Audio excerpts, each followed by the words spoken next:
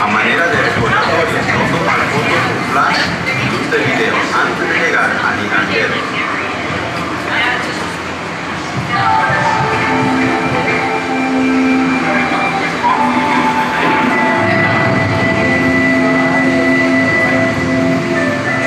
Welcome to a voyage of discovery and awareness of the richness and the diversity, the often surprising nature of living with the land. Our journey begins as dramatic and sudden changes are sweeping over the land. The approaching storm may seem violent and destructive to us, but to nature, it's a new beginning in the cycle of life.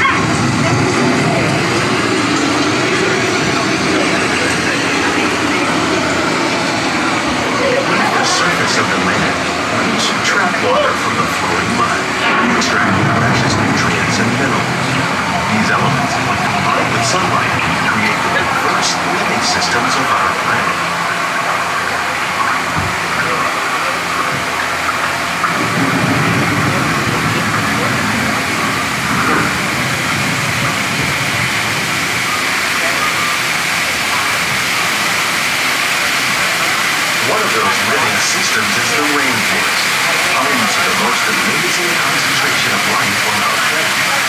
These dense and beautiful forests cover only a tiny portion of the Earth's surface, but they contain more than half of its plant and animal species. Rainforests are also extremely rich in productive living systems, providing us with oxygen, food, medicine, and other elements essential to our lives.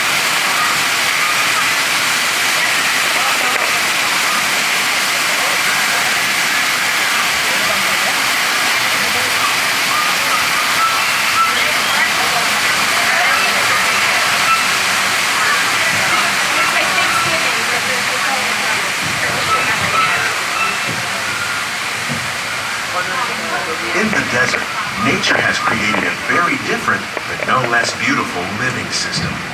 And while this arid landscape may seem lifeless, it is very much alive. The plants and animals that have learned to survive in these harsh conditions make use of what little water they can find and avoid the scorching rays of the relentless sun.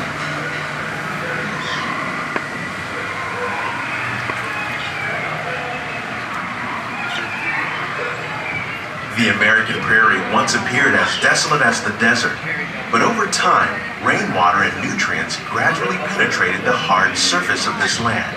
Even the hooves of the mighty buffalo helped create the rich soil that would one day become home to the American farm.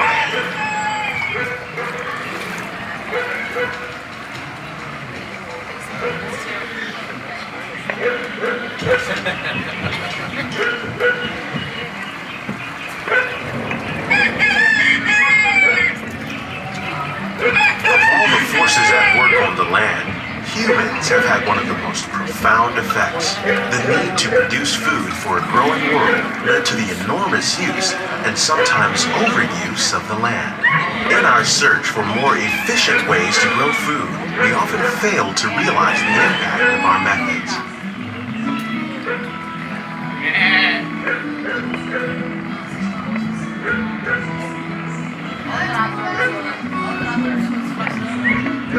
Today, we're learning to live with the land, discovering better ways to grow food that will assure both human and environmental well-being.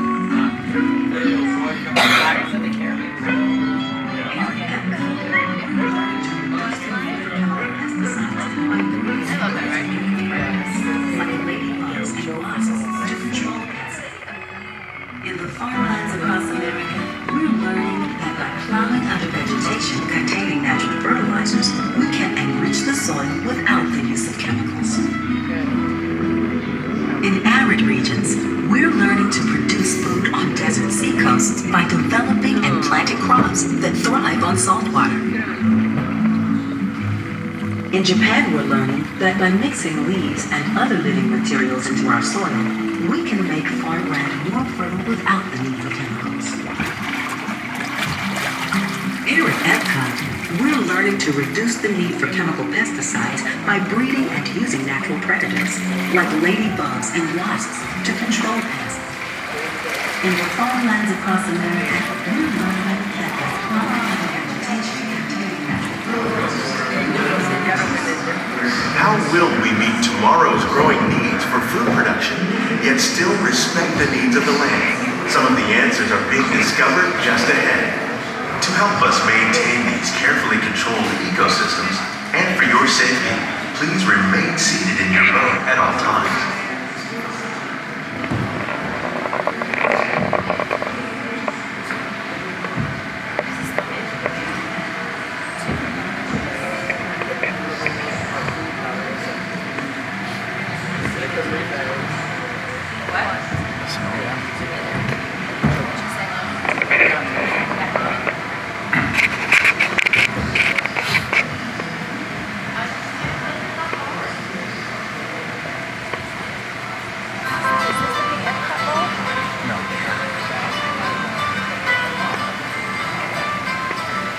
Welcome to our glimmering greenhouses, where scientists from Epcot and the U.S. Department of Agriculture illuminate the wondrous gifts we receive from the land.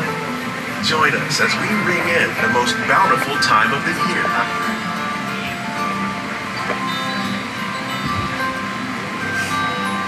For some, it's difficult to imagine the holidays without winter and snow, but one of the most important holiday crops actually grows in the tropics. For centuries, farmers in Central America have cultivated cacao to make chocolate. In fact, cacao is chocolate's main ingredient. Today, people around the world are able to enjoy a variety of sweets and keep warm with a cup of hot cocoa, thanks to this tropical plant.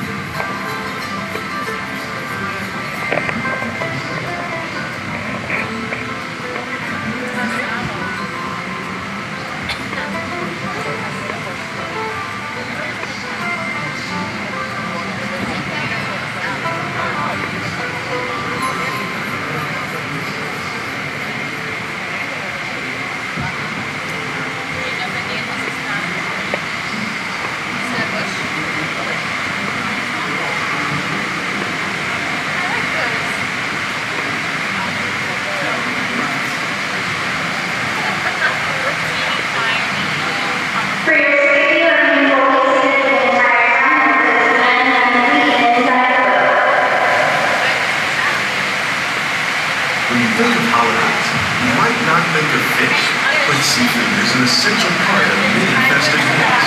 In parts of southern Italy, family and friends gather once a year to celebrate La Regina, a seven-course seafood dinner. Tilapia, bass, and shrimp, like the ones raised here, using our sustainable water systems, make up just some of the dishes served during this grand meal. Today, in the United States, the tradition is known as the Feast of the Seven Fishes.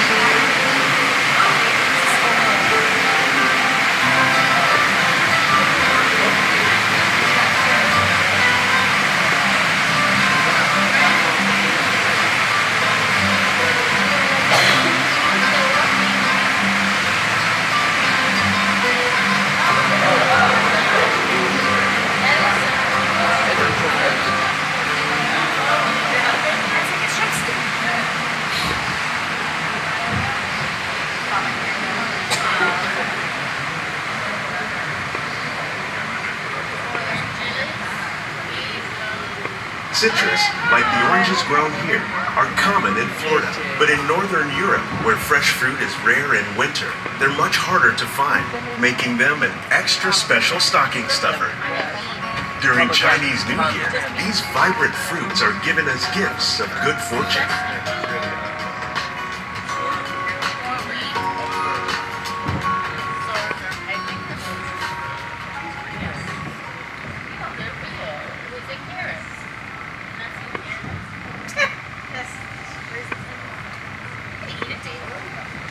They say it's better to give than to receive. And in this greenhouse, we're celebrating the holidays by giving back to the land using innovative farming techniques.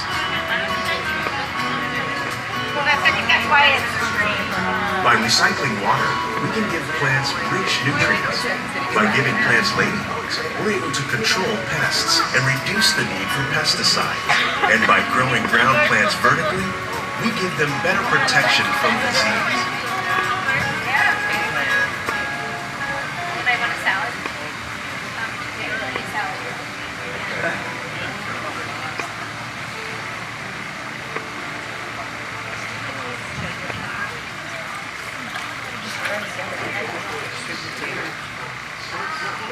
It's just the way they're growing. It's not really a tree in the ground, right? With these gifts, our plants can grow an abundance of festive vegetables. This greenhouse alone grows a bountiful 15 tons of produce each year. When we give more, we receive more, making the most of the land's green gifts.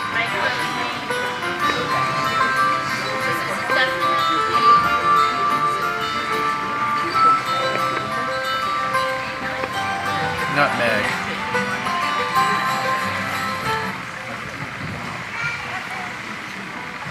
Many of the plants you see here help spice up the holidays.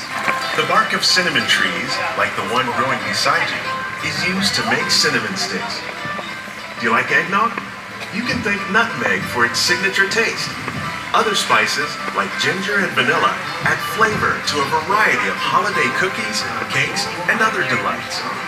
By cultivating these festive plants with care and good cheer, Epcot scientists are able to celebrate the holidays with the land's many gifts.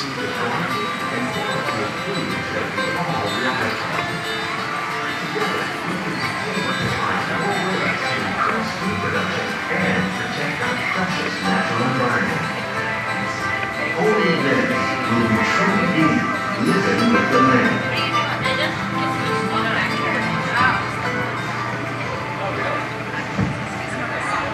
On behalf of all These greenhouses represent just a fraction of the work being done worldwide to produce bountiful harvests for our growing population. the seeds walking to